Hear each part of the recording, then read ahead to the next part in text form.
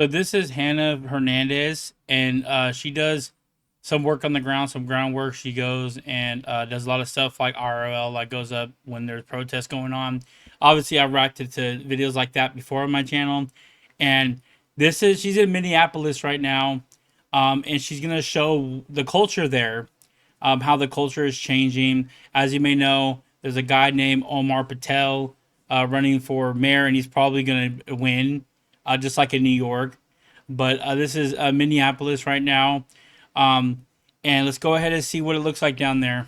This is Savannah Hernandez in the Cedar Riverside area of Minneapolis, and I wanted to come to Minnesota to highlight the cultural and demographic change of the state that houses the largest Somali population in the U.S. Now, I'm currently standing in front of Palmer's Bar because this bar has been here for 119 years, and they are set to close down in September after living through the Prohibition, outliving 2 world wars, and the Great Depression. They're going to be closing down because the owners state that not only is the current economic condition taking a toll on the bar, but also the culture surrounding drinking in this area has changed so substantially that they're losing $10,000 to $30,000 every single month.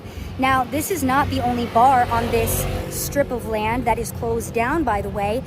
3 other bars have just look around. closed down in the last 13 years. You can literally see as well as an iconic bunch of punk rock Muslims. venue. Now, that venue, which locals had previously stated was a staple in Minneapolis for up-and-coming punk rock bands, that closed down and has since been turned into an African restaurant. And this bar has been bought out by the mosque that is next door to it. It is the oldest Somali mosque in Minneapolis, by the way. They have bought this area, and they are now going to be combining it with their mosque and turning it into a community center. Which is sad because they're taking an old bar that's like historical and they're turning into a mosque now. Like literally, it's like Muslims are taking over the area. And the reason why, you want to know the reason why that the bars are closing down? Because Muslims don't drink alcohol.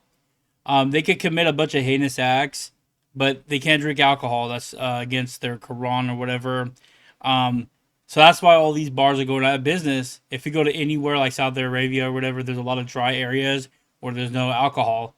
So it's just sad to see that there's something like a historic landmark being taken over by Muslims. And it's just going to continue to happen. This is why they're about to elect a communist mayor, because Islam is taking over, and the mayor is leaning towards communism and allowing Somalians and Islam to take over because Somalia has a lot of Islamic culture over there. So this is actually kind of scary in itself. And like I said, throughout the video, you can kind of see, like, you know, in the background, you see a lot of people who are Muslim just standing there. So that's not American at all. This is America. This isn't like in the Middle East. This is in America. It's crazy to see this. The takeover. I wanted to give you guys an idea of how the culture is changing in this area. You have a lot of these bars shutting down due to the drinking culture being much less. On top of that, a lot of the businesses that are coming in, much more tailored to the Muslim and African population. Just to give you guys an idea of my own personal experience as well. So there's like businesses that are opening that are freaking Muslims, like Islamic names, like right here, Allah, Masha Allah. That's obviously in a freaking Muslim restaurant where you can go in and everything's halal and whatever, and they probably don't have beef or anything in there. It's probably chicken or whatever. I've been walking around. I've been conducting See, even on here, there's like vote for Hassan. interviews with a lot of the people on the street. The men have been fairly friendly and fairly open to speaking with me. However, they are very protective of their culture, and the other Minnesotans that I have interviewed on the street have said the same thing. Like, basically, if you don't mess with them, they won't mess with you, and they're very protective of their culture and quite wary of outsiders. Another thing that I did notice as well is none of the women will speak to me. As soon as they see the camera, they either turn the other way or will lift their hijab higher to cover their faces. So I have not been able to speak to any of the women on the ground. However, the men have been very open in telling me where they are from. For example, I spoke to a Somali man yesterday who stated that he was able to come to the U.S. just last year due to the visa lottery that allowed him to come this way. So just wanted to highlight the a visa cultural lottery. evolution, the demographic evolution of this area, So that's and you how vote it is for. impacting local businesses and staples that have been around for over 100 years. You know, places throughout history has been dominated by other countries. I mean, if you look at the Bible too, a lot of the times Israel was taken over by other foreign nations because they didn't obey God. Um, this is what happens when you're a nation that once believed in God and you turn away from God. Somebody else will come in and take over. And um, I don't have anything wrong with a certain demographic of people having their own area. That's how they have community.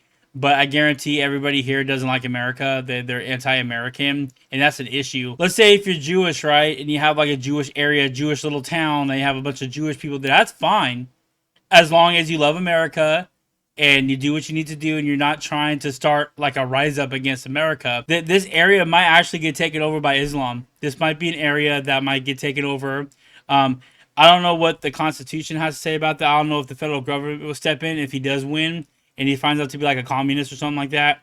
Um, like I said, I think if you are anti-American, you shouldn't be running for politics at all.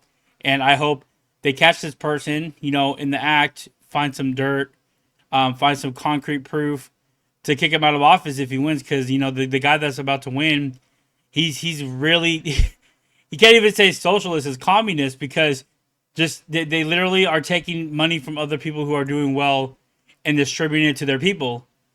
So anyway, what do you guys think about this? If you guys live in Minnesota, tell me how it is over there. If you live in this area, if you happen to see this video, just leave your thoughts in the comments about what's going on in your area. Are you going to plan to leave? I think that people who are there should fight back.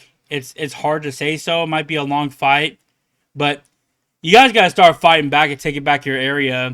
Start showing the truth. Maybe even try to have ways to deport people who are illegal here, so it'll help out a little bit. Like in LA, all the illegal immigrants getting deported. But anyway, that's my thoughts about the matter. Just you gotta try to do something about it. So go ahead and leave your thoughts in the comments below. Go ahead and like the video if you liked it. Go ahead and subscribe if you're new, and I'll see you guys in the next video.